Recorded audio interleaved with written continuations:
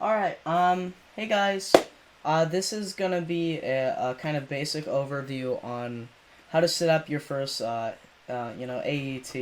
If you've never done before, it can be quite challenging to get used to um, the schedule of doing so. And this video will kind of show you Hey what you need to guys, do it's and like me, what you need to Big start doing. Chungus. Well, Document this is gonna be prepared for interesting. that. Hold on for 2 seconds. Yes. Okay. Yeah, as I was saying, there's a few things you have Hey to get guys, it's around. me, Big There's a bit of a Chungus. learning curve when it comes to setting up your first one.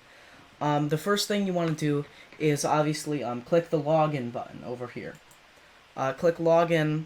It will take you to this screen right here. This basically it shows you everything you really need to. Either a region login, a teacher login, or a student login. What you're probably going to want to do, since this is mostly teachers will do this for you, is you want to do student login. Um, it should take about 2 years to 2 months for them to set up your account once your teacher has filed it in. Before we do that, there's a lot of people who are going to be in the waiting process for AET, which you might just think, oh, I don't have to do anything. It's actually the opposite. You have to do more than the average person. So what you're gonna want to do is put this all into a normal Google Doc and just start start making stuff up. Basically, what you want to do is put this into a Google Doc and start just explaining. So I'm gonna write a brief Google Doc here about the kind of things that you want in your AAT. A lot of them are important.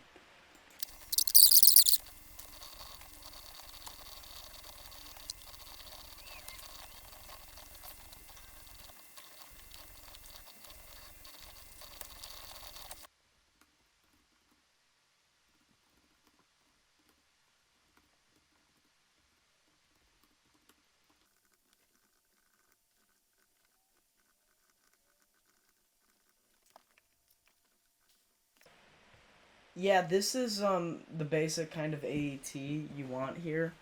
Make sure that you keep all these errors and make sure that it's one big run-on sentence that goes on. That way, uh, they can um. Now, let's say you're one of the lucky fellows who actually got their AET login. This is a huge step. This can speed up your process at least twofold. So we're gonna show you what a normal AET like journal looks like and how you want to set that up. Okay, after you've signed into your AET, next comes another very important process, which is actually setting up your projects and your journal entries that you're going to be putting in every so often. It depends on what career you want to take. Again, back to here. Um, oh. Of course, I'll link that down below. I just have to figure out how to do that. Um, for my AAT, I chose video production. The main thing you want to do, and the thing that you're gonna do in your AAT, is you're gonna not file in any journal essays, and then you have to rush to make videos 2 weeks before they're due, and then you gotta make like 8 videos in a week, and then you're not gonna do it. But um, so you want to set up your project experience. Um, yeah, last year I was gonna do repair and maintenance. That didn't work out too good. I only have 4 journal essays as of right now, um, and 2 of them are debatable. But the other 2, yeah, they belong in there. Uh, I have 38 hours, and here's a little secret. Um, if you were focusing on or like going for a single skill that you can do in AET, just like put in every single skill you can, because there's something that's gonna vaguely resemble what you're doing in your AET, and you should just click with that skill. Here, for example, I'll show you. I'm not gonna show you the project I'm doing, but I'm just gonna show you the skills that you can put in. We're getting a little dull, so I thought I'd ask a little friend to come and join us. Say hello, Big Chungus. Hi, Hey Big guys, Chungus. it's me, Big Chungus.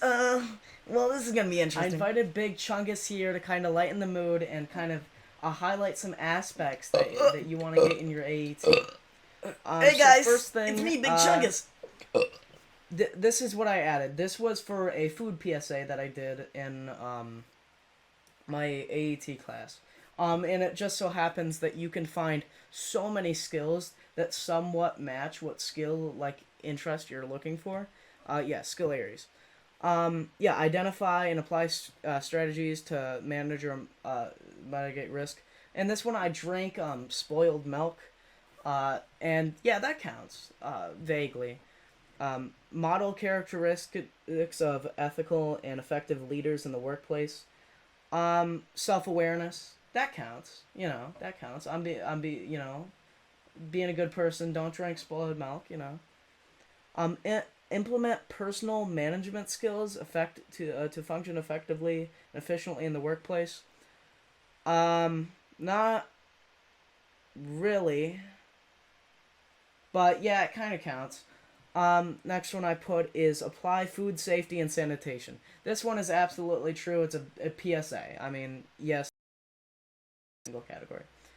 Um, and actually, we can add another skill here. Hold on for a second. So, the skill that I find most broad that you can usually put in every single thing is, yeah, explore areas that interest you. Um, yeah, you can put this for about anything. Anything can fit under this category. If you're doing something boring, yeah, it's an area that interests you. It could actually be anything. So you can always have at least one skill in in your thing. This is the one that I put down most often, usually for every skill. I didn't know that I didn't put this down for this one, so I'm really glad I got to show you this.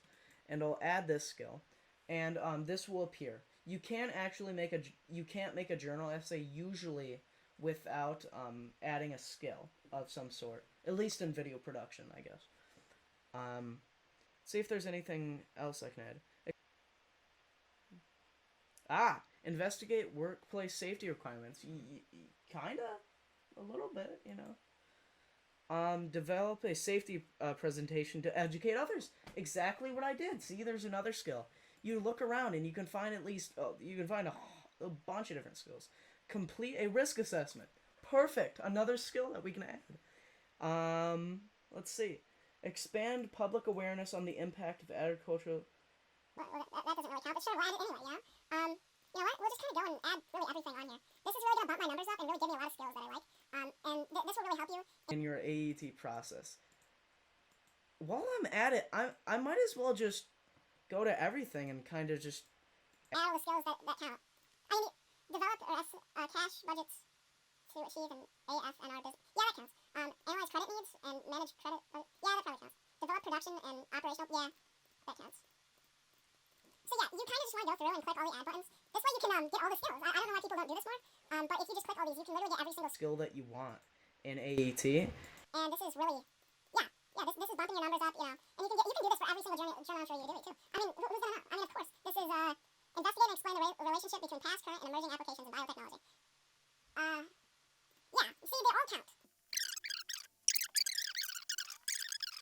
Just click save and back to journal entry, and here's all the skills I applied for that I have in my interest now.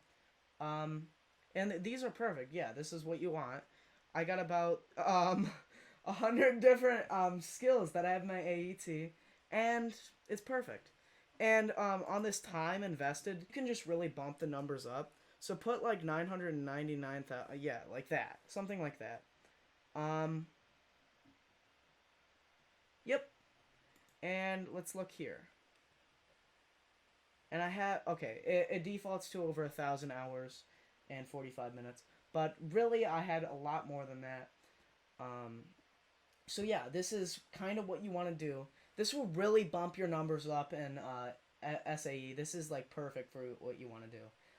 Otherwise, your journal entries are going to seem weak, and you're going to look like a loser, which you don't want.